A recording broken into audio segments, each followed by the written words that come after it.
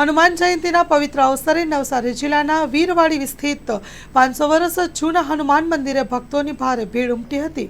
આ પ્રાચીન મંદિર ભક્તો માટે આસ્થાનું મુખ્ય કેન્દ્ર છે। મંદિર સાથે એક રોચક અને પૌરાણિક દંતકથાઓ સાથે જોડાયેલી છે। Story report by Sunil Barodia, Navsari.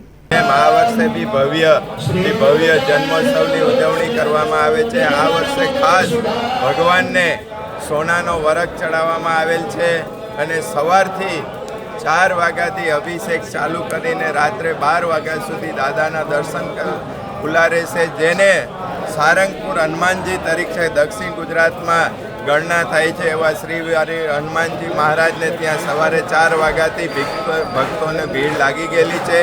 મહાપ્રસાદનું બી આયોજન કરવામાં આવે છે। કોઈ બી ભાવિક ભક્તોને અડચણ ન થાય એવી વ્યવસ્થા ટ્રસ્ટે કરવાનો પ્રયત્ન કર્યો છે, પણ કોઈ બી ભાવિક ભક્તોને અડચણ ન થાય એવી દાદા અમારા ઉપર કૃપા કરે એવી સૌને પ્રાર્થના।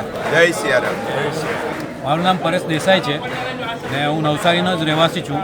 હું ઘણા વર્ષોથી આ વીરવાડી મંદિર આવું છું। દર શનિવારે પણ અમે સેવા આપીએ છીએ મારા મિત્ર સાથે અમે ને આજે હનુમાન જન્મોત્સવનો ઉત્સવ છે, જે આ વીરવાડી મંદિર વર્ષો જૂનું મંદિર છે, આસ્થાનું કેન્દ્ર છે, જેને આપણે મિની સારંગપુર તરીકે પણ ઓળખીએ છીએ।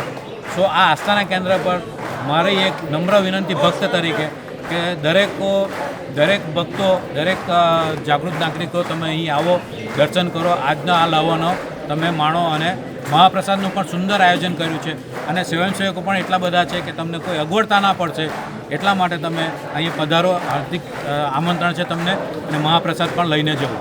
જય સિયારામ।